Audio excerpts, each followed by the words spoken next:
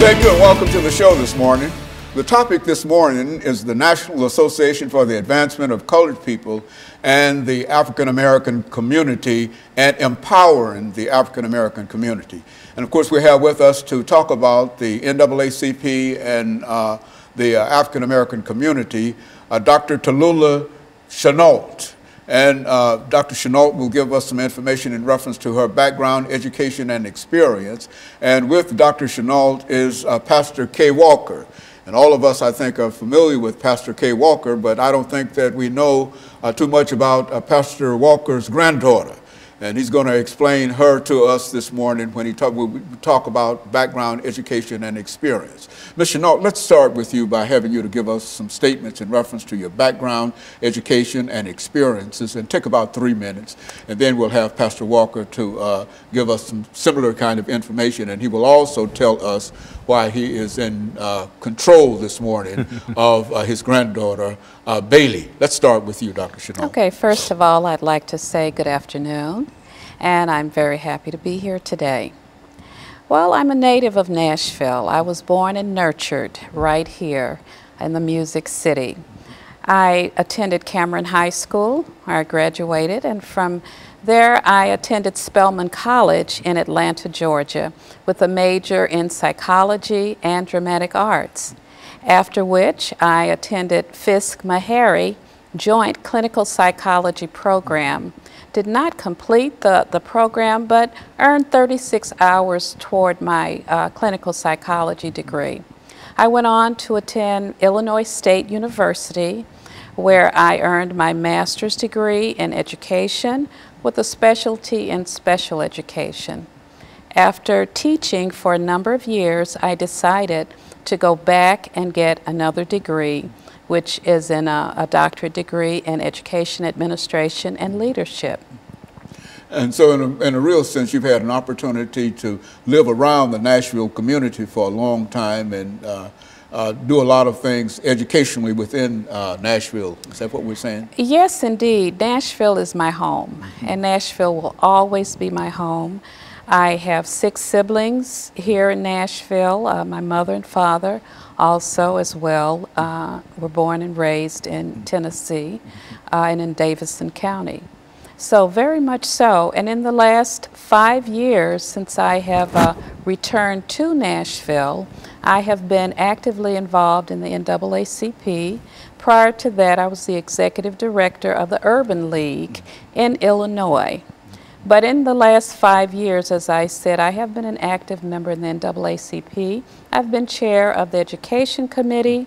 I have also been assistant branch secretary. Currently, I am the branch secretary of the NAACP. Very good. Pastor Walker, let's have you to give us some information. I think that our audience certainly is familiar with you, but they may not know this young lady that you have with you, and explain not only your background in education, but say something about Bailey. Okay, Dr. Haynes, well, again, thanks for allowing me to be on your show this morning. My name is Pastor Kelvin L. Walker, born and raised right here in Nashville, Tennessee. I attended the public schools here in Nashville. Pretty much everybody been around know my story, you know, that never didn't complete high school. I actually got kicked out of all the public school systems in the state, in Nashville, Davidson County.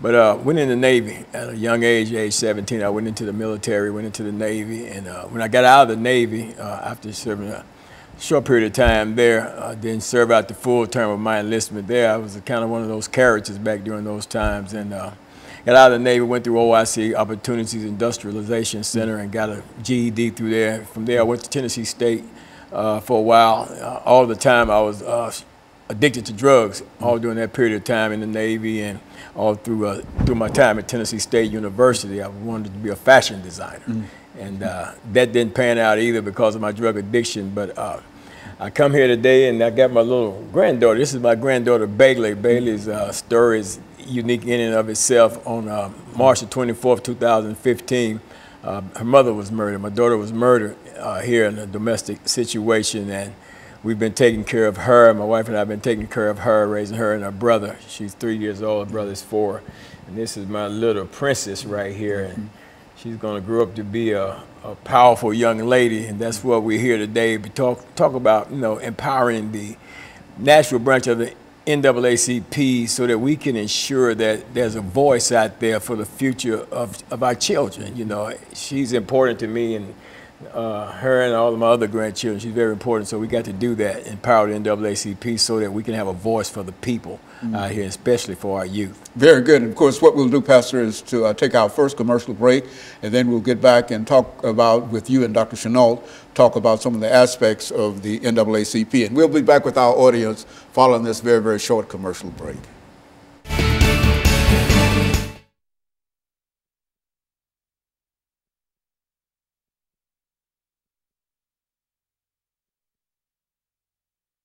Segment, and this is 8-minute segment, and so whatever you want to talk about, this is you know, I'll introduce the show again, and then we'll and this 8 minutes you'll have about 4 minutes, and we'll try to put Pastor, give him 4 minutes, and just start off and take about 3 minutes, and then we'll give him 3 minutes and come back and let him close us out. Clock.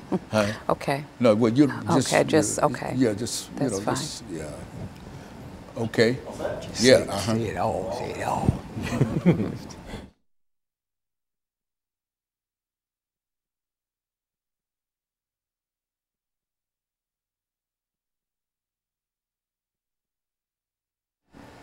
Thank you, and welcome back to the second segment of the show for today.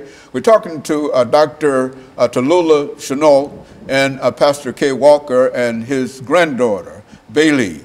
And we're talking about empowering the NAACP. And Dr. PShinault, let's see if we can pick up during this second segment to give you an opportunity to say something about the National Association for the Advancement of Colored People that you would like for our audience to know this morning. Well, after giving such a long or a trail of information regarding my education, I would like to state and really explain why I'm here. Not only to talk about the empowerment of the community, but also to talk with the community about some things that I would like to see happen at the NAACP. I'm currently running for president of the Nashville branch NAACP. Why? Because I would like to see a new image, a new focus in our branch. In terms of empowerment, one of my important platforms is voter registration. I think today, with everything that's happening in the election process, that African Americans, in order to be empowered, need to vote. We have always needed to vote, but it is incumbent upon us today to get the vote out. As president of the Nashville branch NAACP, I plan to have a voter registration program every year and all during the year, because I think that's really important. As well, I have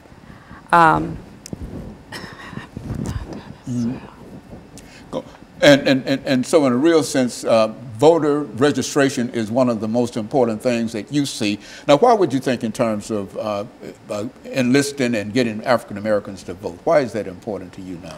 Well, I think it's very important because everything is political. Everything is political, from education to economic development is important, to the quality of health care, to affordable housing. If we are not voting, if we are not at the table, then, as I said, we're on the table. And I believe that voting gives the community power. It empowers us. And it's important that we take a stand, not only verbally, that we also take a stand through the vote.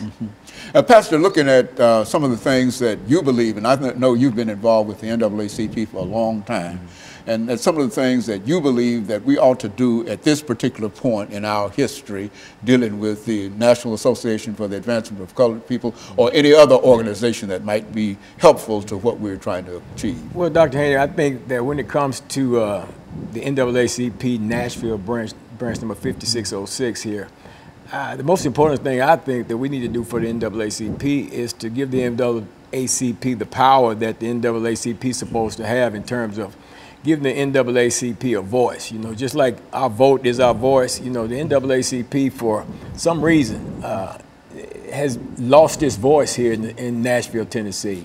I don't know if it's lost it or if it has been intentionally silenced, you know, by maybe the powers that be, because as we know that the NAACP as a whole nationally is the oldest civil rights organization in existence in the United States of America, and it's one of the most powerful, or the most powerful one in here. But for some reason here in this Nashville branch, it doesn't have the power. It's like the teeth has been pulled. And when I first initially got involved with the NAACP a few years ago, I got involved because of what I didn't see the NAACP doing. And rather than sitting back and complaining about it like I hear so many others, I decided to get actively involved in the NAACP to try to, you know, make some things happen. You know, of course I got in there and I saw, you know, a lot of things that I didn't like, and a lot of shenanigans and stuff that was going on and stuff, and I really put a kind of bad taste in my mouth, and I kind of backed off of it for a minute because of some of the things I've seen that took place in the last election a couple of years ago with our current administration, Louis Wallace being the president, current president now. And I kind of backed off, you know, but I still believe that the NAACP can be empowered if you got the right people in there that's not afraid to step up and stand out and challenge these different issues. It's so much happening in our community and our society, you know. People are being pushed out of their neighborhood and their community, pushed way out to the outskirts of town, somewhere like the old folks used to say, somewhere out in Plum Nelly somewhere, you know, and there's nobody saying anything, you know, and it's like the community, our community, the black community is like, man, we don't have a voice. Who's gonna speak for us? Who's gonna represent us? So my thing is, let's empower the NAACP, and I think that Dr. PShinault here would make the perfect president of the NAACP's Nashville branch because of the tenacity that I've seen in her, you know, since she's come on board and become a part of the Nashville branch of NAACP. I know her from years ago. I actually went to school with her brother, younger brother and stuff, and we were really good friends throughout the years and stuff like that. And I didn't know at the time that she was as tenacious as she is, but from being in some of the meetings at the executive committee meetings and stuff, and seeing her, you know, push the issues and the things like that, you know, I said, well, you know, when I found out she was running for president, I said, yeah, I'm on board. You know, I really wanted to see that happen. And of course, I'm seeking a position as third vice president of the NAACP because, you know, like I say, somebody got to say something, somebody's got to do something, and apparently what we have there, we got some good people there, but it's everything rises and falls on leadership. If leadership is weak, if leadership is ineffective, if leadership is disregarding the fact that it is leadership, then leadership needs to be changed, and I think it's time for a change in the leadership of the NAACP so that the NAACP can be empowered and be the NAACP that it's supposed to be, and stop playing these games. Very good. And Dr. PShinault, we've got about a minute and a half before the end of this segment. And so you think that you have what is necessary in order to bring this organization together. Say something about that. Yes, sir. I believe that I have what is necessary to be a leader, a strong leader in the Nashville branch NAACP. I have worked tirelessly for the last 5 years. I have assumed a number of positions in the NAACP. I have exerted energy in trying to get issues out front so that the community as well as the establishment can understand that regardless of what the matter is, it's not about race, it's about right. And there are a number of issues that have confronted the community in the Nashville area that have not been, as Pastor had said, has not really been vented and discussed in our community. So very much so, I believe that I am a strong leader and I can lead the NAACP into a successful year. Very good. What we'll do now, Dr. PShinault, is to take this second final commercial break, and we'll be back with our audience following this very, very short commercial break.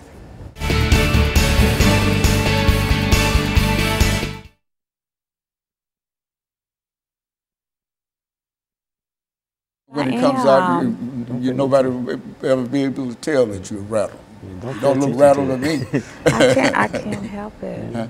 No, this might be your first experience. It is. And you have to admit that this is an unusual kind of experience and whatnot, but we're making it through, and so we've got 10 minutes. So what are we going to do? So what do you want to talk about?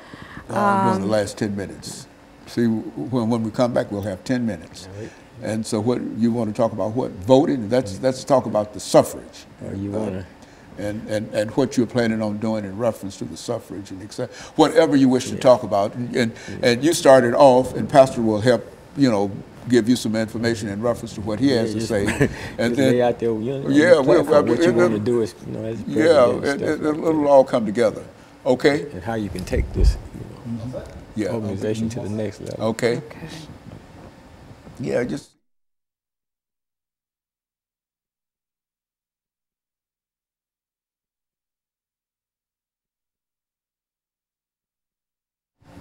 Thank you and welcome back to the final segment of the show for today.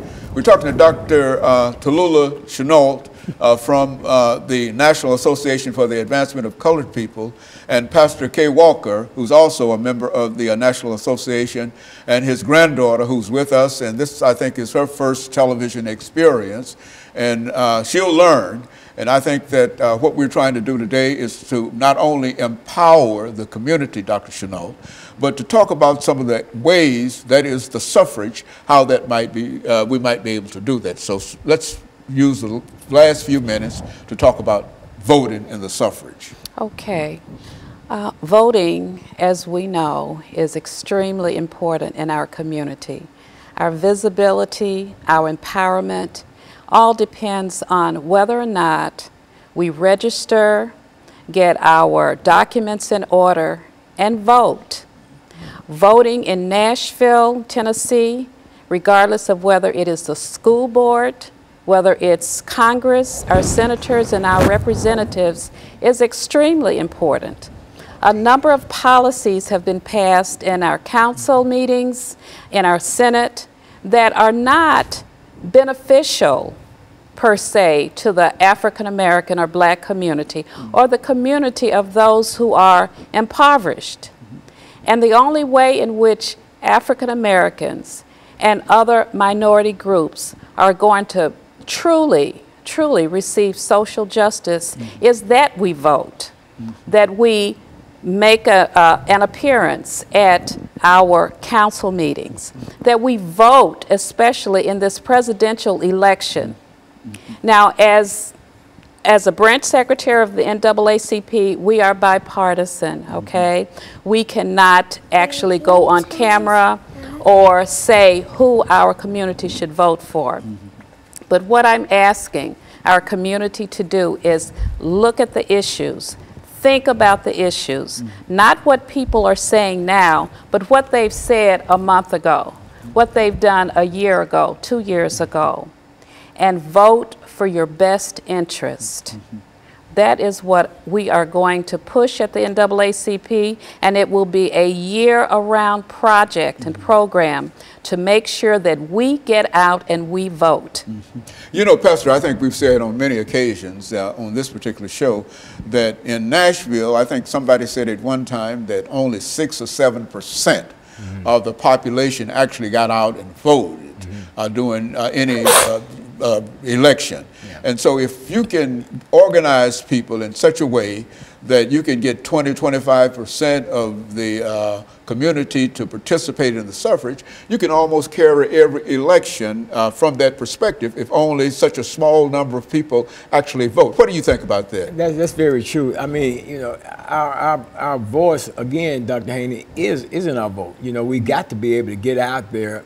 If you bring people together, and see, politicians, they go where people are voting. You know, they service areas. They look at areas where, you know, where they're getting large percentage of the vote. If they look at a zip code and they're getting a small percentage of the vote, then, you know, they're not going to focus their attention on that particular area right there, because it's saying, well, the people out there, they're not concerned about themselves.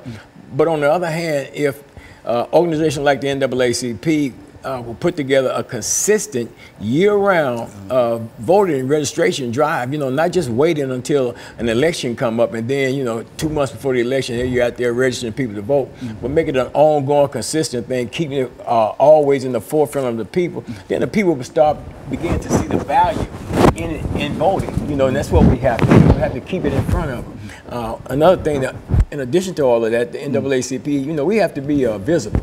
We have to be vocal. and we have to be valuable. And we got to show up that we have value in this community. You know, I've got a granddaughter right here, you know, that, you know, she's got a future, you know, and I'm the one that's got to be looking forward toward her future and making sure that if she has a legitimate grief or gripe concerning something, that injustice that takes place in our society towards her, that she got an organization that she can go to. And that's what the NAACP has had a long-standing reputation as an organization that our people could go to if they were having issues. And let me be clear about this. The NAACP is not just an organization just for African Americans or black people. You know, it's the National Association for the Advancement of Colored People, for people of color. Everybody is a color. You know what I'm saying? Everybody, I don't care what race you are, you're a color. You know, so it's for everybody, and everybody can benefit from the work of the NAACP. But the thing we got to get to right now with this local branch of the NAACP is putting some power in it. Because right now, you know, you hear people say, well, you got to bark and no bite. This branch don't even have a bark. You know what I'm saying? So, and so in a real sense, just to sort of make people aware of the history of the National Association for the Advancement of Colored People, I think that we've had an opportunity to talk to many members from that organization, and you've been responsible in a real sense for bringing a large number of people to us dealing with the National Association. As a matter of fact, Dr. PShinault here is here primarily because of your influence with the organization. And so with Dr. PShinault's leadership and the commitment on the part of others, and I think as she indicated that you want to make registration a year-round activity, not to register only 2 or 3 months before the time of election. And if you can get that as an ingrained idea among people who ought to vote, then I think we'll be all right. Yeah, and you know what? I don't want to just lock in steadily just on the vote thing, because there's so many other things, issues that's plaguing our society and stuff. I mean, with the police brutality and all kinds of things, discrimination in housing, all these different things. There's so many different committees within the branch of NAACP that need to be empowered with people that have the concern about what's going on in our community. So I'm saying to people, if you got a concern about what's going on in our community, and you've met and you've met and you've met, and you got all these great ideas and these strategies, but yet you don't have a power source to put them into it and to make it happen, then we're encouraging you to come and be a part of NAACP, because the membership part of the NAACP has a power base within itself, because when that executive committee presents an issue, it has to be ratified, am I correct, by the membership. Yes. So we need members, people to join and get behind this thing. And I believe that Dr. PShinault will make the right leader to lead the NAACP's Nashville branch into this next level of growth and development, so it can be actually benefit the people that we serve in this community. And what I would like to add to that is, for those of you, our life members, our members who have decided in the past that you no longer want to be members of the NAACP, give us another chance. Give the NAACP